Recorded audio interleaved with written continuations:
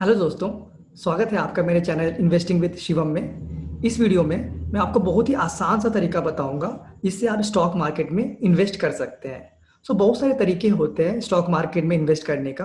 जैसे आप directly stock में पैसा लगा सकते हैं, म्यूचुअल फंड्स के थ्रू लगा सकते हैं। तो मैं आपको यहाँ सबसे आसान तरीका बताऊंगा जिसमें कोई टेंशन नहीं है। तो रिस्क तो थोड़ा है ही, स्टॉक मार्केट में पैसा लगाना थोड़ा रिस्क तो है ही, बट जो मेथड मैं बताऊंगा उससे रिस्क थोड़ा कम हो जाता है और आपको उतना रिसर्च ये सब नहीं करना पड़ता उसके लिए। और अगर आपको मेरे चैनल का जो कंटेंट है यहाँ पे जो मैं आपके साथ शेयर करता हूँ, अगर आपको ये पसंद आता है जरूर मेरे चैनल को सब्सक्राइब कीजिएगा और वीडियो को लाइक भी कीजिएगा, जिससे कि मुझे आपका सपोर्ट मिलता रहे और मैं यूट्यूब पे ग्रो करता रहूँ। जरूर सब्सक्राइब कीजिएगा मेरे चैनल को।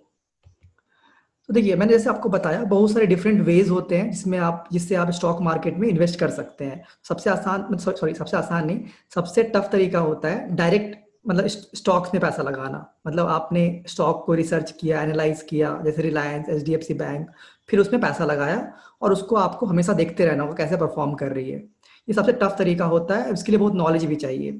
दूसरा तरीका होता है कि म्यूचुअल फंड्स।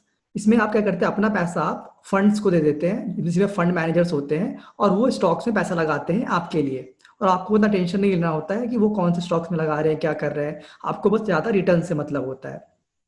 बट देखिए, अभी इशू क्या आ गया है कि बहुत सारे म्यूचुअल फंड्स आ गए हैं। आप लार्ज कैप में देख लीजिए 30-40 म्यूचुअल फंड्स मिल जाएंगे, स्मॉल कैप में सेम 30-40 मिल जाएंगे। तो अब बहुत टफ हो गया है कौन से म्यूचुअल फंड्स में लगा है, मतलब पता नहीं चलता है। अब मतलब एक्सपेक्टेड रिटर्न्स भी आपको सोचना होगा। देखिए, जो भी एड्स होते हैं म्यूचुअल फंड्स के, बहुत सारे म्यूचुअल फंड सही है ये सब, वो सब कभी बताते नहीं है कि म्यूचुअल फंड में रिस्क कितना है और इस रिटर्न्स कितना मिलेगा। मतलब उतना किसी को पता नहीं चलता है। कोई देखते हैं कि पिछले 5 साल में इस फंड ने 20% दिया है तो उनको लगता है कि अगले 5 साल में ये 20% देगा, बट ऐसा होता नहीं है क्योंकि पास्ट परफॉर्मेंस और फ्यूचर परफॉर्मेंस में बहुत डिफरेंस है। और ये म्यूचुअल फंड्स है, स्टॉक चेंज होते रहते हैं इसमें। तो मैं सही बताऊं तो मुझे ऐसा लगता है कि मतलब देखिए, एक्सपेक्टेड रिटर्न म्यूचुअल फंड्स में 12-11% अराउंड आपको सोचना चाहिए नॉर्मली, उससे ज़्यादा नहीं सोचना चाहिए। भले ही पिछले 5 साल में उस फंड ने दिया है 15%, 20%, सही है, बट आपको कितना एक्सपेक्ट करना चाहिए म्यूचुअल फंड से, वो मैं सही बताऊंगा तो 11-12% के अराउंड करना चाहिए आपको। मतलब कोई कोई बोलेंगे कि 20% मिल जाता है, बट ठीक है, मैं आपको डिफिकल्टी बताता हूँ उसमें क्या है। वो 20% तो पिछले 10 साल में दिया है, ठीक है, बट क्या गारंटी है कि वो अगले 10 साल में फिर 20% देगा। मतलब म्यूचुअल फंड्स के फंड मैनेजर चेंज होते रहते हैं, उनका स्टॉक चेंज होते रहता है, तो गारंटीड नहीं रहता है। तो ये कभी मत मान के चलिए कि आपको सेम 20% मिल जाएगा। और म्यूचुअल फंड में एक्सपेंस रेशियो भी ज़्यादा होता है। देखिए, म्यूचुअल फंड और स्टॉक तो ऑलमोस्ट देखिएगा सेम हो गया। स्टॉक्स में भी देखिए कुछ स्टॉक्स होते हैं जिन्होंने मान के चलिए, जैसे बजाज फाइनेंस ने 12 साल में 1000 गुना रिटर्न दिया है, ठीक है। बट अगर आप सब स्टॉक से एक्सपेक्ट करेंगे कि सब इतना रिटर्न देते तो पॉसिबल नहीं है। स्टॉक डायरेक्टली इन्वेस्ट आप करते हैं तभी भी 15-20% मान के चलिए आपको एक्सपेक्टेशन रखना चाहिए आपसे। अगर वो आप 10-15 साल में 15-20% मतलब कंपाउंड रिटर्न कर लेते हैं स्टॉक मार्केट में डायरेक्टली इन्वेस्ट करके, तो वो भी बहुत अच्छा माना जाता है। और म्यूचुअल फंड में मैं बताऊंगा 11-12% भी मुझे अच्छा लगता है, क्योंकि टैक्स भी कम है म्यूचुअल फंड्स में, बहुत कम है, अराउंड 10% ही आपको टैक्स देना पड़ता है। फिक्स डिपॉजिट में आपको बहुत ज़्यादा टैक्स देना पड़ता है, तो ओवरऑल रिटर्न आपके अच्छे रहते हैं। तो चलिए, मैं सबसे इजी तरीका जो बताने वाला हूँ वो है स्टॉक मार्केट इंडेक्स में इन्वेस्ट करने का। मतलब देखिए, इसमें बहुत इजी होता है इन्वेस्ट करना। इसमें फंड मैनेजर्स भी कुछ ज़्यादा नहीं कर सकते हैं। मैं बताऊंगा कैसे, वो ज़्यादा कुछ खराब भी नहीं कर सकते यार रिटर्न्स, ये पूरा ऑटोमेटिक होता है, ठीक है। जैसे इंडिया में आप लार्ज कैप में देखिए, मैं लार्ज कैप की बात कर रहा हूँ यहाँ। 3 फेमस इंडेक्स है, निफ्टी 50 इंडेक्स है जो कि टॉप 50 कंपनीज है इंडिया की जिसमें आती है इस इंडेक्स में। उसका निफ्टी नेक्स्ट 50 इंडेक्स है। तो देखिए, टॉप 50 के बाद जो नीचे वाली 50 कंपनीज है ना, टॉप 50 के बाद वो आती है निफ्टी नेक्स्ट 50 इंडेक्स में। और टॉप 100 कंपनी जो है इंडिया की वो आ जाती है निफ्टी 100 इंडेक्स में, ठीक है। तो आप ऐसे मान के चल सकते हैं कि निफ्टी 100 इंडेक्स, ये पहले दोनों का मान के चलिए, आप अगर पहले दोनों को मिला दें तो आपको निफ्टी 100 मिल जाता है। क्योंकि देखिए, निफ्टी 100 में टॉप 100 कंपनीज, उसमें से शुरू की जो 50 टॉप कंपनीज है वो आपकी आ गई निफ्टी 50 इंडेक्स में। और नीचे की जो 50 मतलब बॉटम की जो 50 कंपनी है वो आ गई आपकी निफ्टी नेक्स्ट 50 इंडेक्स में। इसलिए आपको मैं बताता हूँ इसमें कैसे इन्वेस्ट होता है, मतलब इसके ही फंड्स होते हैं और वो कैसे इन्वेस्ट करते हैं। जैसे एग्जांपल लीजिए, यहाँ निफ्टी 50 इंडेक्स है, ठीक है। इसमें ये सब स्टॉक्स है, जैसे टॉप 10 स्टॉक्स ये सब है, और भी 40 स्टॉक्स होंगे। तो देखिए, रिलायंस सबसे ज़्यादा वेटेज है, सब स्टॉक का एक वेटेज होता है, कितना परसेंटेज मतलब उसमें वेट है उसका। तो रिलायंस का सबसे ज़्यादा है, अराउंड 12% वेटेज है। एचडीएफसी बैंक का 10% है around. Housing development finance corporation का 6-7 में 7% है अराउंड। तो सबका एक वेटेज होता है। अब अगर कोई म्यूचुअल फंड इसमें इन्वेस्ट करना चाहे इस इंडेक्स में, तो वो कैसे करेगी? देखिए, अगर उनके पास 100 रुपये है, मान के चलिए, एग्जाम्पल दे रहा हूँ बस आपको, 100 रुपये है, तो 100 रुपये में से वो अपना 12 रुपया लगा देगी रिलायंस में, क्योंकि रिलायंस का वेटेज है 12%, ठीक है। और 10 रुपया लगा देगी वो HDFC बैंक में, क्योंकि 10% वेटेज है। और मान लीजिए इन्फोसिस में लगा देगी 6 रुपये, क्योंकि इसका वेटेज 6% है, ठीक है। तो ये फंड मैनेजर को कुछ नहीं करना है, उसको वेटेज दिखना है, जितना पैसा उन्हें मिला है उतने उतने वेट में लगा देना है इन स्टॉक्स में, बस बहुत ही सिंपल है। इसलिए मैंने बोला कि इसमें फंड मैनेजर भी रिटर्न्स खराब नहीं कर सकते हैं, जितना इंडेक्स का रिटर्न है आपको ऑलमोस्ट क्लोज टू उतना ही मिलेगा। अब इसका रिटर्न्स आप देखिए, तो पिछले जब से ये इंडेक्स आया है, जो कि 1996 से आया है, तो अराउंड 10% रिटर्न दिया है इन्होंने। बट इनका इसका डिविडेंड यील्ड भी आप देखिएगा तो 1.55% है। तो टोटल रिटर्न्स आपको 11.5% अराउंड मिल जाता है इससे, अगर आप लॉन्ग टर्म के लिए रहते हैं इसमें। तो ये फंड तो ऑलमोस्ट 25 साल हो गया, 24 साल हो गया, तो इसमें अच्छा रिटर्न मिला है ओवर लॉन्ग टर्म। अराउंड 11.5% का रिटर्न मुझे अच्छा लगता है ओवर लॉन्ग टर्म। वो भी बिना रिस्क लिए हुए आप करता, रिस्क नहीं ले रहे हैं, मतलब इंडेक्स फंड है, डायरेक्टली आप इंडेक्स में इन्वेस्ट कर रहे हैं। अब इसे सेक्टर्स का वेट भी देख लीजिए, सबसे ज्यादा इन्होंने फाइनेंशियल सेक्टर में मतलब इनके स्टॉक्स इन्वेस्टेड है, जो कि 34% है। उसके बाद ऑयल एंड गैस है, जो कि रिलायंस इंडस्ट्रीज है बेसिकली, 14%। IT में 14%, कंज्यूमर गुड्स में 13% है। चलिए, अब मैं आप, हाँ, बट इस फंड में एक दिक्कत मुझे लगता है, वो दिक्कत ये है कि इनका देखिए रिलायंस का जो वेटेज है ना बहुत ज्यादा है, 12% का, और HDFC बैंक का वेटेज 10% है। और टॉप 5 स्टॉक्स का वेटेज देखेंगे तो ऑलमोस्ट 22, मतलब 23%, 23, 30, ऑलमोस्ट 45% वेटेज हो जाता है। शुरू के 5 स्टॉक्स में ही 45% का वेटेज हो जाता है, जो कि बहुत कॉन्सेंट्रेटेड लगता है मुझे, मतलब 5 स्टॉक्स में इन्होंने बहुत ज्यादा पैसा लगा दिया, मुझे ऐसा लगता है। तो इसलिए मुझे थोड़ा इसमें इशू लगता है। तो इसके लिए मैं आपको एक सॉल्यूशन बताता हूँ, जो ये निफ्टी नेक्स्ट 50 इंडेक्स। अब देखिए इसमें क्या है, इसमें भी बहुत सारे अच्छे अच्छे स्टॉक्स हैं। HDFC लाइफ इंश्योरेंस है, एवेन्यू सुपरमार्ट्स है, SBI लाइफ इंश्योरेंस है, डिवीज लैबोरेटरीज है, डाबर इंडिया है, गोदरेज कंज्यूमर प्रोडक्ट्स है, ICICI Lombard general insurance company है। पर इसमें वेटेज देखिए कितना कम है।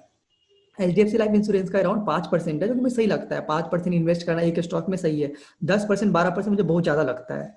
एवेन्यू सुपर मार्ट्स में अराउंड 5%, तो ठीक वेटेज है इसमें। इसका रिटर्न एक्चुअली बहुत अच्छा, आप देखेंगे तो 14% इन्होंने रिटर्न दिया है 1996 से। और अगर आप देखेंगे डिविडेंड यील्ड भी 1% है, तो अराउंड 15.7% टोटल रिटर्न दिया है, जो कि बहुत ही अच्छा है मतलब स्टॉक मार्केट में। और इसका मतलब वेटेज देखेंगे, सेक्टर कितना कितना, कौन कौन से सेक्टर में कितना इन्वेस्ट किया है, तो फाइनेंशियल सेक्टर में इसमें भी ज्यादा है, 28%। कंज्यूमर गुड में 25% है। फार्मा में 16% है। और एक फायदा देखिए, इसमें फार्मा में जो है ना निफ्टी 50 का बस 3% वेटेज है, ठीक है। इसमें फार्मा, बहुत सारी फार्मा कंपनीज है, 16% वेटेज है। जैसे आप देख सकते हैं यहाँ पे डिवीज लैबोरेटरीज फार्मा की कंपनी है, लुपिन फार्मा की कंपनीज है, और बिंदो फार्मा भी फार्मा की कंपनी है, तो अच्छा है इसमें ये। अब आप सोच रहे होंगे कि जब निफ्टी 100 इंडेक्स है तो मैं इन दोनों में क्यों इन्वेस्ट करूं? निफ्टी 100 में तो ये दोनों आ जाता है, निफ्टी 50 भी और निफ्टी नेक्स्ट 50 भी, टॉप 100 कंपनी आ जाती हैं, तो मैं इसमें इन्वेस्ट क्यों नहीं करूं डायरेक्टली?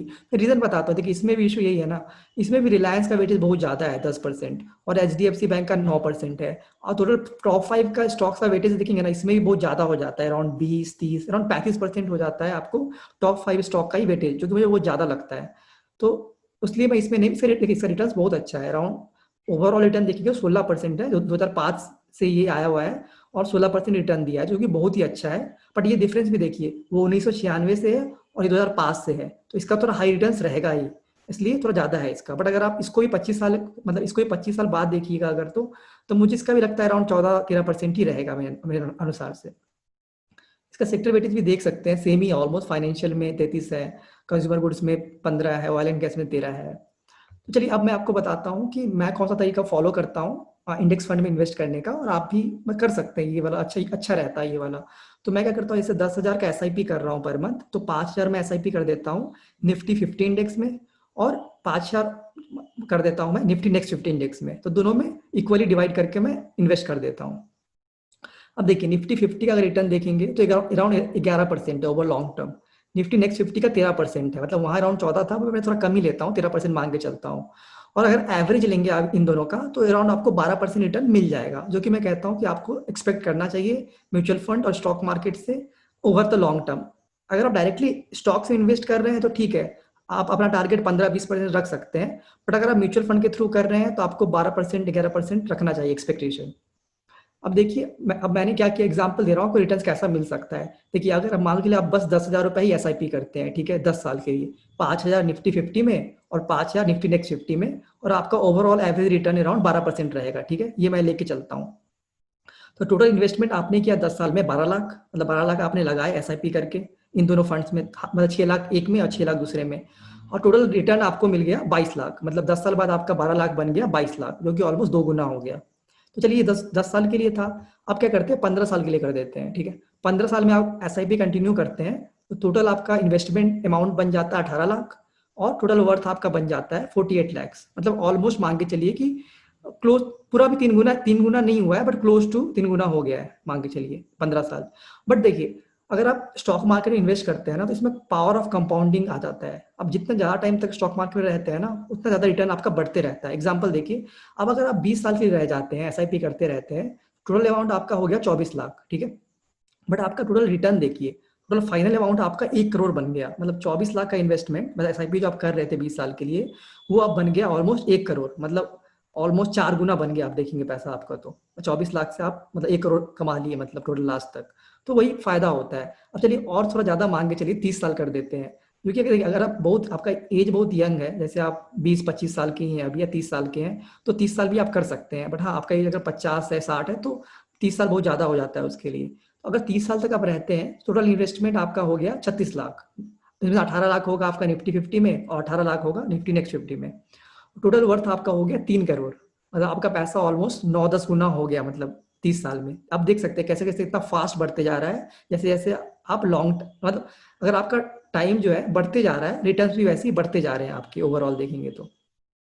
अब चलिए मान के चलिए आपने क्या किया, टाइम 20 साल लिया, और एसआईपी मान के चलिए आप 10,000 नहीं, मान के चलिए आपने 20,000 से शुरू किया था, 10,000 निफ्टी 50 में और 10,000 निफ्टी नेक्स्ट 50 में। तो आपका 20 साल में ये 20,000 का एसआईपी बन जाएगा 1.83 करोड़, जो कि बहुत अच्छा है। मतलब बेसिकली वही एसआईपी अगर आप इंक्रीज करेंगे तो आपका रिटर्न भी बढ़ते ही जाएगा। अगर आपने एसआईपी 30 के कर दिया, 30,000, और 20 साल के लिए आपने एसआईपी किया, और वही 12% का रिटर्न मिला आपको, तो वो 2.75 करोड़ हो जाएगा।